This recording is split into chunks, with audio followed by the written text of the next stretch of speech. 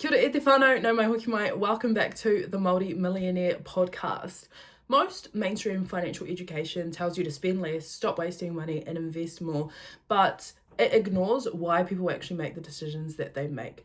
On paper, it makes sense. In real life, it just doesn't translate into people actually being able to make better financial decisions. What we don't really talk about is that 80 to 90% of our financial decisions are emotional decisions. So without recognizing the root cause of why people make decisions that they make, oftentimes when they're making decisions that they know they probably shouldn't be making, they just don't know how to not make those decisions, or they feel like there are situations outside of their control, for example the cost of living, that prevent them from being able to make those better financial decisions.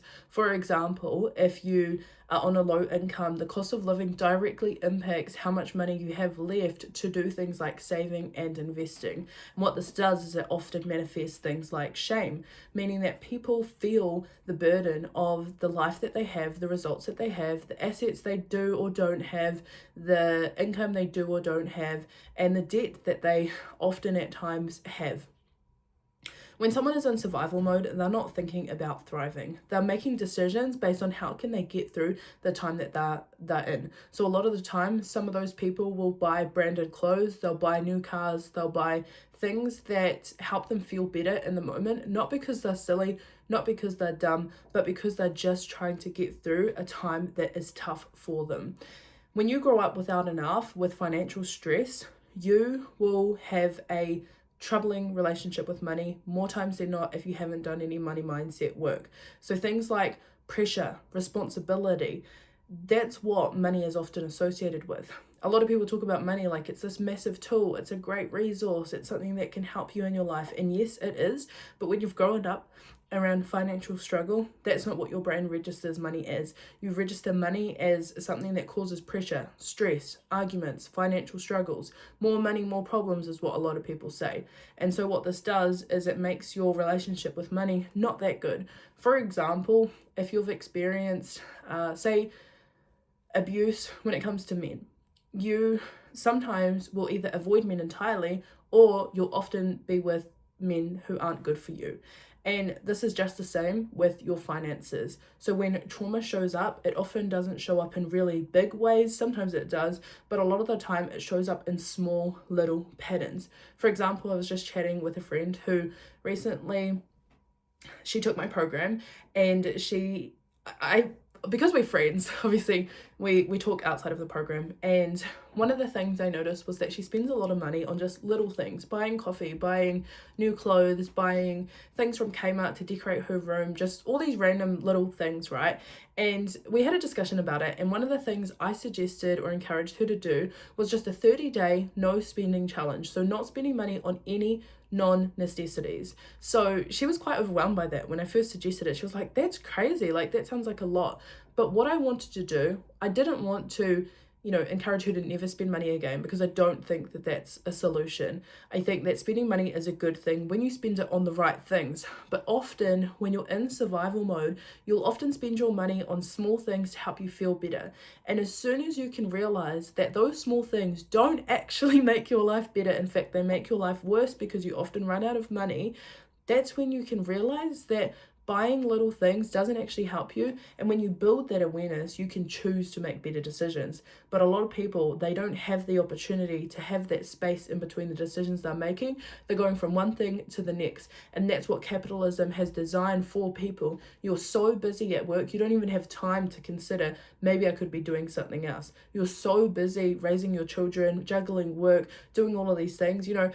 People talk about how much better life is now, and the patriarchy is a little bit different now, where women can open up a bank account, women can have jobs, and those things are all great. But the thing that makes it suck is that women are still expected to do the majority of the domestic labor within the household. So not only are we working now, not only are we expected to contribute financially to our households now, but we're also still expected to do majority of the caregiving and the domestic labor within our house. So this often leaves women feeling overexhausted, over capacity, and it makes it even harder to make better decisions because you don't even have capacity to pause, stop, reflect, or have time in between making those decisions.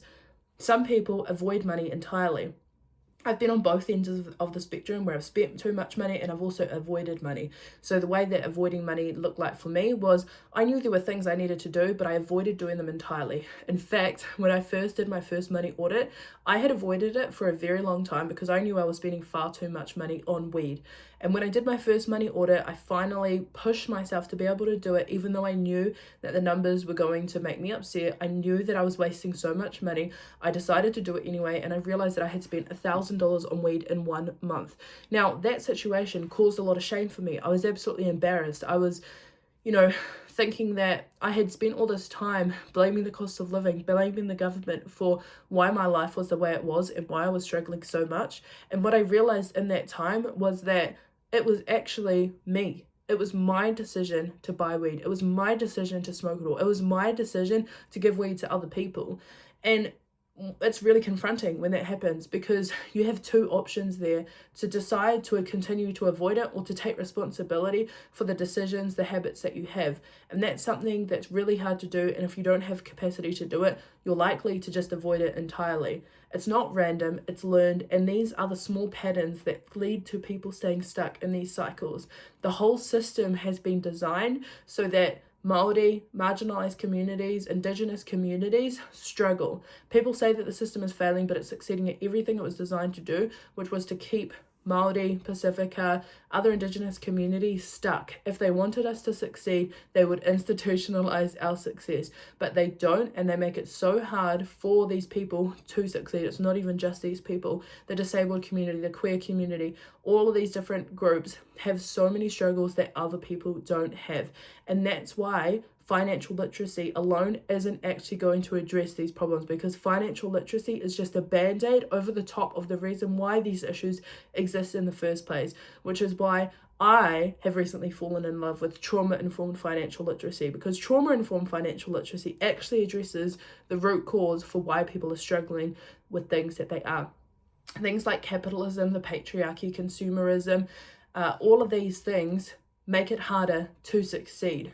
But we can do two things. We can accept that those things make it extremely hard, but we can also go, yep, it's bloody hard, but what is my option? To complain about it for the rest of my life and stay stuck, or take responsibility for absolutely everything I can and do my darndest to improve things? And that's a decision that I made 4 years ago when I started Māori Millionaire. Now, since then, I started off as a drug addict. I was broke. I was struggling with my finances. And since then, I'm 22 now. I've built $100,000 in assets, over $100,000 now. And I've done that because I decided to take radical responsibility, and I've shown up every single day. This is my 5th year, and no joke, I've shown up every single day in some way or another, whether that is showing up on social media and posting content, whether that's doing work in my business, whether that's doing some healing work outside of my business, whether that is choosing to do breath work, somatic healing, getting coaching, investing in myself, investing in assets, choosing to read books to learn more, choosing to write what I'm learning, choosing to have an intuitive idea, and instead of it sitting in my notes app like it does for so many people, actually executing on that idea and putting something out into the universe, into the world, so that money can flow back to me. It's been putting myself in uncomfortable situations, surrounding myself with people who have more money than me, who are I was going to say who are better than me. I don't think that people are better than other people, but people who have more experience than me, people who know more than me, people who have learned more than me, like putting myself in rooms where I'm the minority. A lot of the rooms that I go into for coaching, for like when I'm investing in myself, when I'm surrounding myself with other people, often I'm the youngest in the room and I'm the only Māori in the room. Not always, but a lot of the time I am. And it's quite lonely in those rooms where my people aren't with me. Yes, I've made new friends. Yes, I've made friends with non-Māori. And one of the funny things actually is that, well, it's not actually that funny, but growing up, I experienced some, I would call it like little trauma, so like nothing significant, but I was bullied a lot by Pākehā, and so I was actually terrified of Pākehā, and so for a long time I actually had no Pākehā friends because I avoided them entirely. And through this kaupapa, I realised that that was a trauma thing, and that actually wasn't the reality of the world. Yes, some Pākehā aren't nice people, just like there are Māori who aren't nice, just like there are Asians who aren't nice, just like there are just literally every ethnicity has not nice people, but generalizing Pākehā as people who are unsafe and not good for me isn't going to help. And when we look at New Zealand and the economy, a lot of the power, a lot of the resourcing, it is with non-Māori. So building relationships, building connections with people who aren't just Māori has been really beneficial for me, but it's also been really healing for me because I've had a lot of negative experiences with them. But to be honest, I have had far more positive experiences that have outweighed the negative ones since starting Māori Millionaire. The amount of Pākehā who have supported this kaupapa, who have mentored me, who have helped me is like unreal, and I am so grateful because I wouldn't be where I am if it weren't for their tautoko. So I've gone off on a little bit of a tangent, but essentially what I'm saying is that this mainstream education of just invest more, spend less, it's a band-aid for these deep-rooted issues, and that is where trauma-informed financial literacy comes into play. Recently, I launched a program called For My Moko, and this is where we actually uncover money mindset. So it's a 4-week program rooted in a Te Ao Māori lens and trauma-informed financial literacy. So each week we go over every aspect of our hauora, te taha hinengaro, te taha tinana, te taha whānau, te taha wairua.